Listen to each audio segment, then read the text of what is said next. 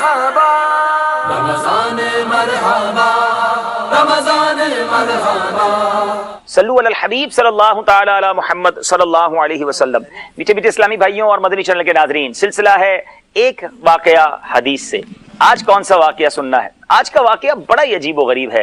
آپ نے دنیا میں بہت سارے ایسے نظام دیکھے ہوں گے کہ کسی ڈاکیے کے ذریعے، کوریئر کے ذریعے اپنی ڈاک پہنچائی جاتی ہے، اپنے خطوط اور اپنی امانتیں پہنچائی جاتی ہیں، مگر آج جو واقعہ ہم نے سننا ہے اس میں ایک شخص نے اپنی امانت پہنچائی، مگر کس ذریعے سے پہنچائی، کیسے پہنچی، یہ کمال کی بات ہے۔ نبی پاک علیہ السلام نے صحابہ کرام کو یہ واقعہ سنایا، اور اس واقعے کا، اس حدیث کا مضمون یہ ہے کہ ایک شخص نے اپنے دوست سے کچھ دنوں کے لیے قرض مانگا اور اس سے طے کر لیا کہ اتنے دنوں کے بعد میں تمہیں واپس لوٹاؤں گا۔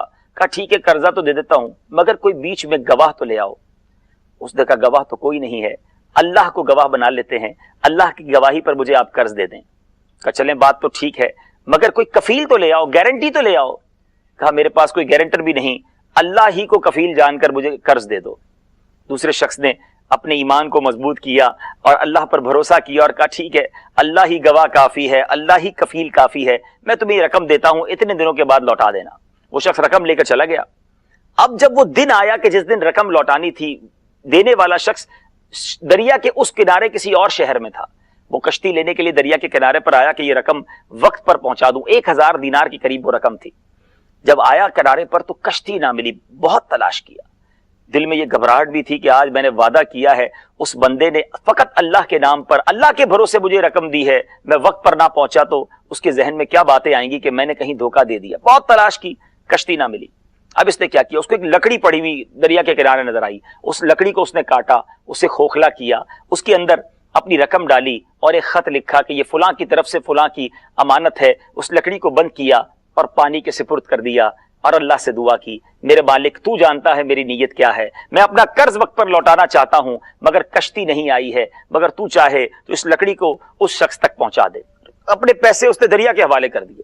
اب جو سامنے والا شخص تھا وہ وقت مقررہ پر دریا کے کنارے پر آیا اور انتظار کرنے لگا کہ آج وہ قرض دینے آئے گا، کشتی کا انتظار ہو رہا ہے۔ وہ انتظار کرتا رہا، کوئی کشتی نہ آئی۔ اب اس کو احساس ہوا کہ شاید وہ آج نہیں آیا اور میرا قرضہ آج اس نے دینا تھا، نہیں دیا۔ اب ایک لکڑی تیرتی ہوئی دریا کے کنارے آئی تو اس نے سوچا کہ میں گھر جا ہی رہا ہوں، خالی آج جا رہا ہوں، یہ لکڑی لے جاتا ہوں، جلانے کے کام آئے گی۔ جب وہ لکڑی لے کر گھر گیا اور اس لکڑی کو توڑا اس نے جلانے کے لیے، تو اندر سے لفافہ نکلتا ہے جس میں اسی کا نام ہے، اور اس نام کے ساتھ یہ لکھا ہے کہ یہ قرض فلاں کی طرف سے فلاں کے لیے ہے، اللہ غنی۔ اس شخص نے اپنے پیسے رکھ لیے۔ تھوڑے دنوں کے بعد اس شخص کو واپس اس شہر میں آنا ہوا۔ جب وہ واپس آیا تو دوبارہ بھاگا اپنے اس قرض دینے والے بھائی کے پاس پہنچا اور آ کر کہا کہ حضور آپ نے قرضہ دیا تھا، میں معذرت خواہ ہوں، وقت پر نہیں آ سکا، مجھے کشتی نہیں ملی تھی ورنہ مجھے آنا تھا۔ مگر اس نے مسکرا کر کہا کہ تمہیں کشتی نہیں ملی، مگر تم نے جو اپنی رقم دریا کے حوالے کی تھی، اللہ کی رحمت سے وہ مجھے مل گئی ہے، تمہارا قرض مجھے مل چکا ہے، اللہ تمہارا بھلا کرے۔ اور وہ شخص خوشی خوشی اپنے گھر کو واپس گیا۔ اے میرے اسلامی بھائیوں، یہ حدیث پاک کا خلاصہ ہے جو نبی پاک علیہ السلام نے اپنے صحابہ کو یہ واقعہ سنایا۔ کیسا ایمان افروز واقعہ ہے۔ اس دینے والے، قرض دینے والے کی نیت کتنی پکی تھی، اللہ نے غیب سے مدد کر کے قرض پہنچا دیا، مگر آج حال بہت برا ہے۔ پیسہ لیتے وقت ہمارا انداز اور ہوتا ہے، بڑی نرمی، بڑی لجاجت، بڑی منتوں کے ساتھ پیسے مانگے جاتے ہیں۔ حضور پکا وعدہ کرتا ہوں اتنے دنوں میں لوٹا دوں گا، آپ کو کسی قسم کی تکلیف نہیں ہوگی۔ لیکن جب پیسے لے لیے جائیں اس کے بعد قرض لینے والے کو دھکے کھلائے جاتے ہیں، اس کے جوتے گھس جاتے ہیں، اب اسے گھمایا جاتا ہے، جھوٹ بولا جاتا ہے، جھوٹے وعدے کیے جاتے ہیں۔ ایسا بالکل نہیں کرنا چاہیے۔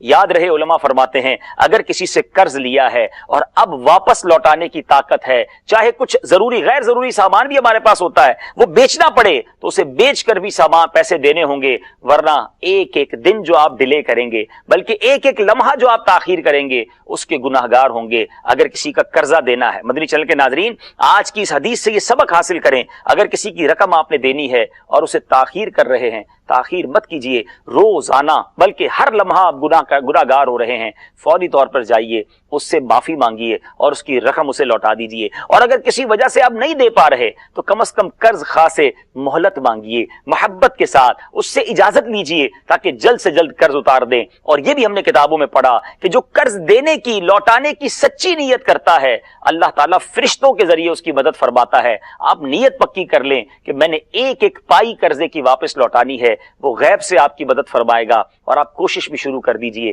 اور اسی طرح اسلام بہت خوبصورت مذہب ہے، قرض لینے والوں کو بھی تربیت دیتا ہے کہ وقت پر لوٹا دو، اور دینے والوں کو تربیت دیتا ہے کہ تھوڑی مہلت دے دیا کرو، نرمی کیا کرو، شفقت کیا کرو۔ ایک شخص کے بارے میں آتا ہے، یہ بھی حدیث پاک کی ہے، کہ بڑا گناہ گار تھا، اس کے انتقال کے بعد کسی نے پوچھا تمہارے ساتھ کیا معاملہ ہوا؟ اس کی ایک عادت تھی، اس نے کئی لوگوں کو قرض دیا ہوا تھا، ایک ملازم رکھا تھا، اور اس کو کہا تھا کہ جب کسی سے قرض لینے جاؤ اگر وہ دے دے تو لے آنا، اور جب دیکھو تکلیف میں ہے تھوڑی مہلت دے دینا، نرمی کرنا۔ اللہ کیا معلوم رب کریم ہمارے ساتھ بھی نرمی والا معاملہ فرمائے، ہمیں بھی معاف فرما دے۔ یہ اس کی عادت تھی، تھا گناہ گار، مرنے کے بعد اس عادت کی وجہ سے، اس عادت کی برکت سے اس کے گناہ معاف کر دیے گئے۔ تو اگر آپ نے کسی کو قرضہ دیا ہے، وہ غریب ہے، پریشان ہے، تھوڑی اور مہلت دے دیں، جتنا وقت دے دیں گے اتنی مزید نیکیاں کما لیں گے۔ اللہ کریم مجھے بھی آپ کو بھی اچھے انداز سے قرض دینا، اور اگر قرض لے چکے ہیں تو فوری طور پر اچھے انداز میں